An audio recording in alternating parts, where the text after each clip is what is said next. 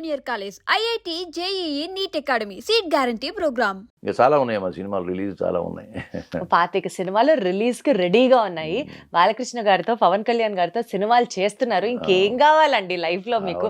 మీ goal ఏంటి గాంధీ గారు? బాలకృష్ణ గారితో పవన్ కళ్యాణ్ గారితో మొన్న ఈ ఓజీ చేసా 15 రోజులు డైరెక్ట్ గా ఆయనతోనే సీన్లు. ఆయనతో 3 సీన్లు ఉన్నాయమ్మా నాకు. ఎట్లా ఉంటారండి పెద్ద పెద్ద స్టార్స్ సపోర్టింగ్ యాక్టర్స్ చేసే వాళ్ళ దాంతో? అంటే యూజువలీ చెప్తూ ఉంటారు వీళ్ళు చాలా కలివిడిగా ఉంటారు, వీళ్ళు చాలా గ్రౌండెడ్ గా ఉంటారని. కానీ స్క్రీన్ మీద వాళ్ళని చూస్తే చాలా గంభీరంగా, హీరోయిక్ గా, పాత్ర స్వభావం అది. కానీ ఇక్కడికి వచ్చినప్పుడు మామూలుగా అంతతో మాట్లాడతారమ్మా, అదేమి కాదు. కానీ ఇప్పుడు నా ఉద్దేశం నేనేమో అక్కడికి వెళ్ళిన తర్వాత వాళ్ళని డిస్టర్బ్ చేయడం నాకు ఇష్టం ఉండదు. ఎందుకంటే వాళ్ళు దాని మీద కాన్సన్ట్రేషన్ పెడతారు కదా. వచ్చినప్పుడు ఆ సీన్ ఎలా చేయలేమిటి వాళ్ళు కూడా అదే ఆలోచన ఉంటుంది కదా. ఇంకా పవన్ కళ్యాణ్ గారు అయితే రాజకీయాలు హడావిడి ఉంటుంది కదా. ఆ సీన్ ఏదో చేయటం పక్కకు జరగటం అంతే. ఆయన షార్ట్ అయిపోగానే వెళ్ళి అక్కడ కూర్చుని బుక్స్ చదువుతూ ఉంటాడు. ఏమన్నా పలకరిస్తే చక్కగా మాట్లాడతాడు. కానీ నేను ఎక్కువ డిస్టర్బ్ చేయటం, వాళ్ళతో ఫోటోలు దిగటం ఇటువంటి ఇంతవరకు చేయలేదు. బాలకృష్ణ గారు ఇక్కడ అంతే. ఆయన వస్తాడు, డైరెక్టర్ ఏం చెప్తే అది చేస్తాడు. ఇంకా అది ఆయన ఓన్గా ఏం చెప్పడు అసలు. డైరెక్టర్ గారు ఏం చెప్తే అది చేసుకుని పక్క జరుగుతాడు అంతే ఆయన. సో ఇలాంటి పెద్ద పెద్ద స్టార్స్ నుంచి మాలాంటి వాళ్ళు, నెక్స్ట్ జనరేషన్ వాళ్ళు నేర్చుకోవాల్సిన అంశాలు ఏముంటాయండి? Discipline, time punctuality, discipline. 9కి షూటింగ్ స్టార్ట్ అంటే 9కి వచ్చేసి రెడీ అయిపోయి మేకప్ తో ఉంటారా? చిరంజీవి గారు చేశాను, 6 సినిమాలు చేశాను. చిరంజీవి గారు సెట్కి వచ్చాయంటే రాగానే ఆయన యాక్టివిటీ ఏంటి నేను గమనిస్తా ఉంటా. వస్తాడు, క్యారవాన్లోకి వెళ్తారు, వెళ్ళగానే అసిస్టెంట్ డైరెక్టర్ సీన్ తీసుకెళ్తాడు. ఆయన మేకప్ సీన్ చదువుకుంటా ఉంటాడు. చదువుకుని కిందకు వచ్చి ఒకసారి 2 సార్లు చూసుకుని చేసేస్తుంటాడు. మరి అన్ని 157 సినిమాలు చేసిన ఆయనే అంత డిసిప్లిన్గా చేస్తున్నప్పుడు నిన్న కాక మొన్న వచ్చిన వాళ్ళు మేము ఎలా చేయాలి? మీరేంటి, మీరు నిన్న కాక మొన్న వచ్చిన 150 సినిమాలు చేస్తారు కదా. సో బేసికల్గా అండి, ఇదంతా యాక్టింగ్ అనేది డూ యూ థింక్ రియలీ ఈ జనరేషన్ యాక్టర్స్తో కనుక మీరు చూసి మాట్లాడాల్సి వస్తే, మీరు ఇప్పుడు ఆ తరం వాళ్ళని చూశారు, ఇప్పుడున్న యంగర్ జనరేషన్కి చూస్తున్నారు. ఈ జనరేషన్ ఇంకా నేర్చుకొని ఫోకస్ చేయాల్సిన అంశాలు మీ నోటీస్లో ఏమీ లేదమ్మా. ఏ జనరేషన్ అయినా, ఏ హీరో అయినా ఆ టైం పంక్చువాలిటీ, డిసిప్లిన్ కానీ మెయింటైన్ చేస్తే 4 కాలాల పాటు ఫీల్డ్లో నిలబడతారు. డిసిప్లిన్ ఒక్కటే మోస్ట్ ఇంపార్టెంట్. ఎస్, డిసిప్లినే. ఎందుకంటే ఒక ప్రొడ్యూసరు కొన్ని కోట్లు ఖర్చు పెట్టి సినిమా తీయడానికి రెడీ అవుతాడమ్మా. 9 గంటల కాల్ షీట్, 9 గంటల షార్ట్ పడాలి అంటే హీరో కానీ హీరోయిన్ ఎవరిని వచ్చి 9 గంటలు రెడీగా ఉండాలా? లేదా నేను 10 గంటలకు వస్తాను, 11 గంటలకు వస్తాను, ఈ లోపల ఎంత లాస్ అవుతుంది టైం? బడ్జెట్ పెరిగిపోతుంది కదమ్మా. 10 కోట్లు బడ్జెట్ పెట్టి అనుకోండి, ఇలా లేట్ చేయటం వలన 15 కోట్లు 20 కోట్లకి వెళ్తుంది. నిర్మాత చుక్కలు చూడాల్సి వస్తుంది. ఇటువంటి ఇబ్బంది పెట్టకూడదు. అలా గనక ప్రతి ఆర్టిస్టు డిసిప్లిన్గా చేయగలిగితే సినిమాలు అనుకున్న టైంలో అయిపోతాయి, షూటింగ్ అయిపోతుంది.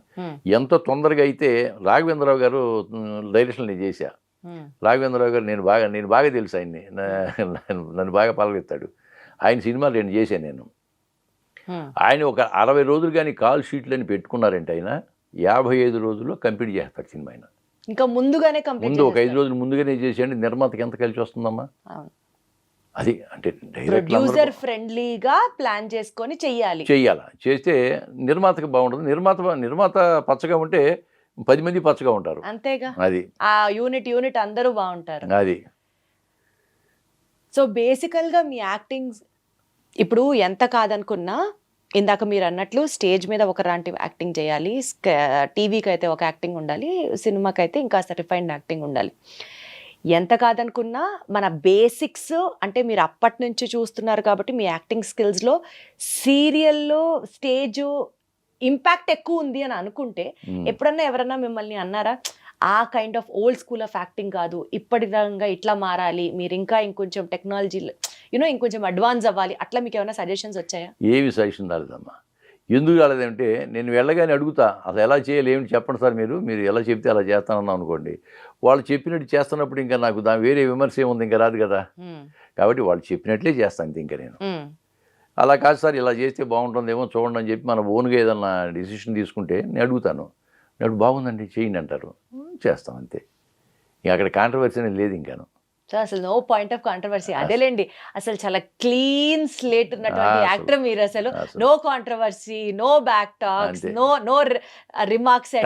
టైం కూడా చాలా పర్ఫెక్ట్ టైం అమ్మన్న అది మెయింటెనెన్స్ ఇంతవరకు ఈ డ్రామాలో కానీ సీరియల్లో కానీ సినిమాలో చేసినప్పుడు 8 గంటలకు ఉండమంటే 7:30కి నేను రెడీగా ఉంటాను అంతే.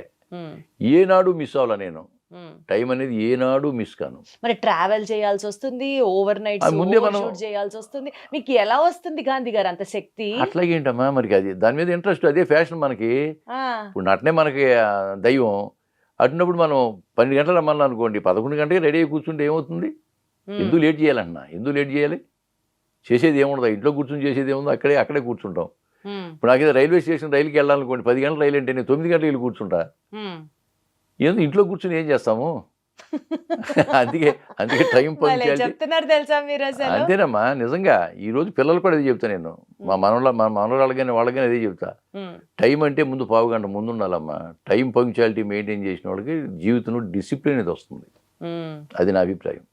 సూపర్. అసలు మీరు అందుకనే అంత సక్సెస్ఫుల్ గా సెకండ్ ఇన్నింగ్స్ అయినా సరే హిట్ మీద హిట్ కొడుతున్నారు అంతే.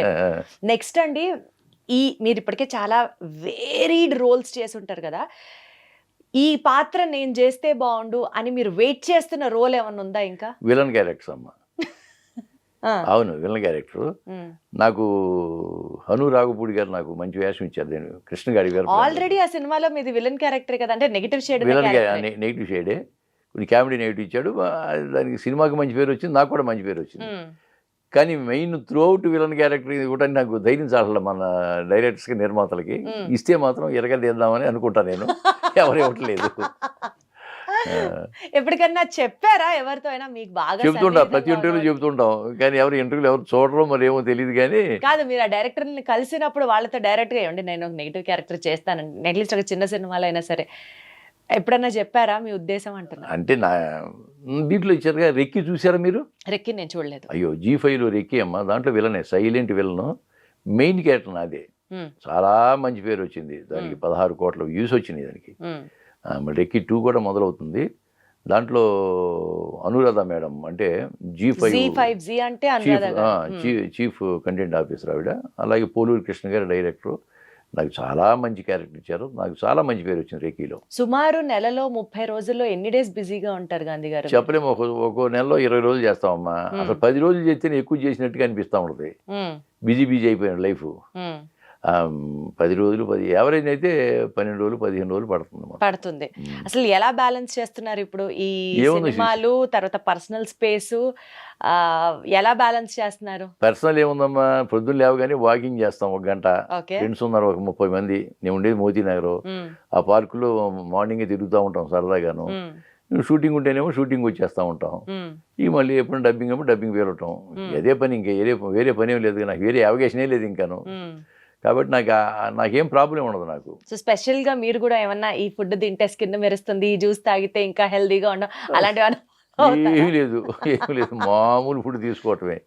మామూలు అందరిలా మేము తినేలాగా కూర పప్పు. అవును. ఇప్పుడు ఎందుకంటే నేను వేసే క్యారెక్టర్ మెరవకూడదు, మామూలుగా రఫ్గా ఉండాలి. అది ఎంత రఫ్గా. నేను మేకప్ కూడా వేసుకోను. నేను అసలు మేకప్ కూడా నో మేకప్. నేను 150 సినిమాల్లో 5-6 సినిమాల్లో కూడా మేకప్ కూడా డల్ చేశారు తప్పితే షైన్ అనేది ఉండదు. మామూలుగా ఎత్తోటి మేకప్ నేను చేస్తూ ఉంటాను. ఎందుకు, దానికన్నా స్పెషల్ రీజన్ ఉందా? ఏమి లేదు, యాజిటీజ్గా చేస్తే తప్పే ఉందమ్మా. మేకప్ వేస్తే ఇంకాస్త బాగుంటారేమో. ఏం లేదు, బాగోకూడదనేగా.